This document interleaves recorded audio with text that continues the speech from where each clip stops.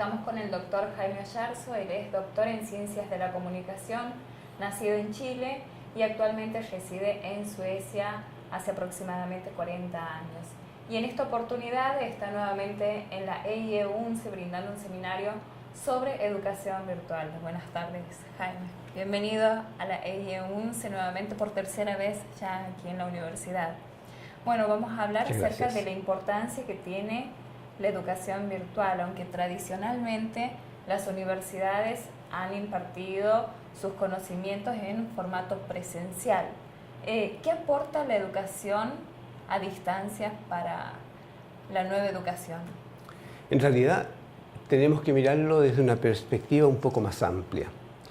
Es decir, tenemos una educación, la educación de las universidades actuales, es funcional a un modelo económico que deviene de la revolución industrial. Ese modelo económico requería ciertas profesiones muy claramente definidas, y esas profesiones se construían en forma estandarizada, casi en la banda, una producción continua. Entonces, para eso se necesitaba un profesor que transmitía información.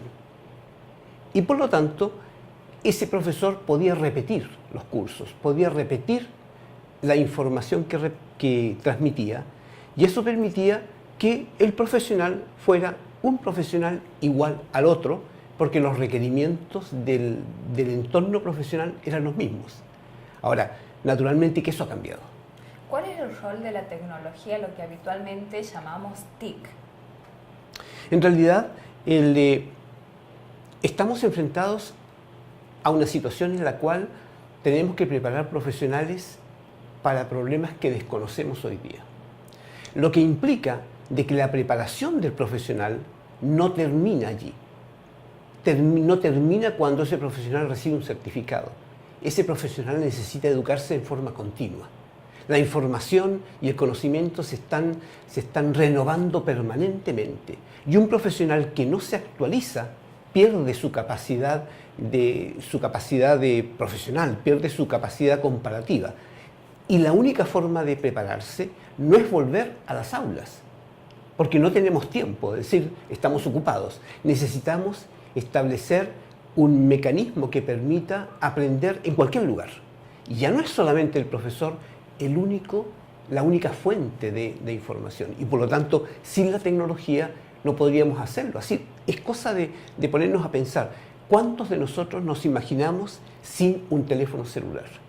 ¿Cuántos de nosotros nos imaginamos sin tener acceso a cajeros automáticos o para poder utilizar tecnología para comunicarnos? Se ha convertido en una cosa tan natural, y eso permea la totalidad de las actividades de la sociedad. Bueno, claramente asistimos a una sociedad que está basada en la economía del conocimiento. ¿Cómo nos preparamos nosotros para enfrentar esta sociedad, o no enfrentar, quizás cómo preparamos nuestras capacidades ante este nuevo contexto? Una economía del conocimiento implica que es una economía que tiene que prepararnos para resolver problemas que hoy día desconocemos. Es decir, tenemos que ser capaces de analizar, tenemos que ser capaces de investigar por nuestra propia cuenta, tenemos que ser capaces de idear soluciones nuevas. Y eso no se resuelve con una formación estandarizada, eso se resuelve con una formación que nos obliga a ser capaces a dirigir grupos de trabajo, a dirigir proyectos, a ser capaces de hacer presentaciones, a ser capaces de analizar, de escribir, de hacer resúmenes, de hacer comparaciones. Y eso naturalmente requiere una nueva educación y requiere un nuevo profesorado. Bien, como usted menciona, necesitamos generar nuevas competencias en los estudiantes, entonces. Para eso también debemos trabajar con los profesores. ¿Cómo trabajamos con ellos? Claro, si queremos preparar estudiantes con competencias radicalmente distintas a las competencias que tenían para una sociedad industrial, tenemos que en primer lugar y con mucha prioridad trabajar con los profesores. Es decir, tenemos que lograr que los profesores no tengan una resistencia al cambio, que no tengan temor a usar la tecnología, que entiendan de que para ellos es un desarrollo personal y un desafío muy importante. Por lo tanto, si queremos que un estudiante aprenda a dirigir un grupo, tenemos que trabajar dando tareas de grupo.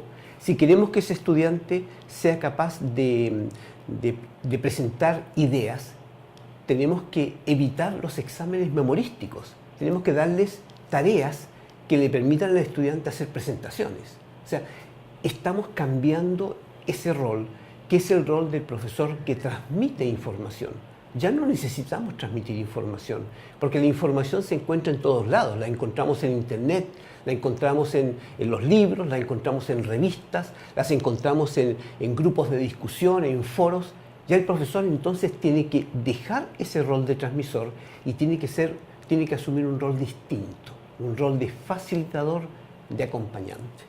Bueno, sabemos de países como Finlandia y Singapur que han alcanzado niveles elevados de aprendizaje. ¿Cómo cree usted, desde su opinión, que han podido llegar a obtener estos logros? En general, todos los países desarrollados han implementado cambios notables en la educación. En estos países, los países que han alcanzado logros más altos, lo han hecho desde una perspectiva también un poco más amplia. No es solamente el cambio de preparación de los profesores, implica también, por ejemplo, en el caso de Finlandia, que conozco más de cerca, implica que los profesores son los mejores preparados. Implica que los niveles de requerimiento y de exigencia para estudiar para el profesor son altos. Implica que quienes estudian son personas que tienen vocación de profesor. Implica que esos profesores estén mejor pagados. Es decir, no puede tener sentido que el profesor, siendo el responsable de crear las profesiones de esta sociedad, tenga los más bajos sueldos. Implica que el profesor tenga un estatus social y que sea respetado por la sociedad. Por lo tanto, hay un conjunto de factores que contribuyen a crear eso, conjunto de factores que toma un tiempo en implementar. ¿Cuáles cree usted que son los retos de la educación argentina para poder adquirir o implementar en todo el país a nivel federal una educación innovadora? Los retos de Argentina son los mismos retos que he podido observar en mis proyectos en África, en Latinoamérica. Son retos que están asociados con un cambio de mentalidad. Entender de que tenemos que ser innovadores en la educación. Específicamente y en forma muy concreta, en primer lugar tenemos que lograr que los directivos de las universidades comprendan el rol que ellos tienen. Yo creo que uno de los sectores más renuentes a cambio son los directivos de la universidad. Con frecuencia yo me encuentro con profesores muy activos, muy enérgicos y muy entusiastas en innovar. Pero nos encontramos que esos profesores constituyen una expresión individual, que la universidad no cuida ese cambio, no está preparada para desarrollar un cambio a nivel institucional. Y eso implica también el cambio de roles, implica que tenemos que preparar a los profesores y además tenemos que rediseñar los contenidos, porque los contenidos son contenidos a menudo exagerados. Enseñamos demasiada información, tanta información que llega a ser saturada, y eso obliga al estudiante a tener que memorizar, porque no tiene otra forma. Y esa memorización hace que yo, una vez que dé el examen, ya he olvidado prácticamente todo lo que he estado leyendo. Bueno, en base al trabajo con las universidades y a las currículas, creo que es un plan muy ambicioso. ¿Cómo cree usted que sería la forma de comenzar a hacer un trabajo tanto con los profesores en las universidades como en el sistema curricular? En primer lugar, tenemos que establecer un acuerdo con los directivos de la universidad. Es decir, llegar a un acuerdo de que esto es necesario. En segundo lugar, hacer un plan de trabajo de formación de profesores. En tercer lugar, junto con los profesores, trabajar un rediseño curricular de los contenidos de las asignaturas. tenemos que generar competencias a nivel de los profesores, pero tenemos que hacerlo en forma conjunta. Es decir, los profesores a menudo no consideran como suyos programas que vienen en forma jerárquica, que vienen centralizadas. Ellos tienen que participar en la construcción de esos programas y probablemente trabajaremos con un grupo pequeño o trabajaremos con un área muy pequeña, pero lo importante es dar un salto y generar un caso de ejemplo.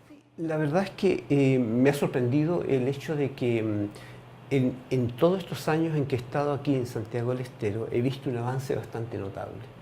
Y eso implica que de una u otra forma la Escuela de Innovación Educativa está asumiendo un rol que en realidad tenían las universidades hace mucho tiempo, en los tiempos que yo estudié.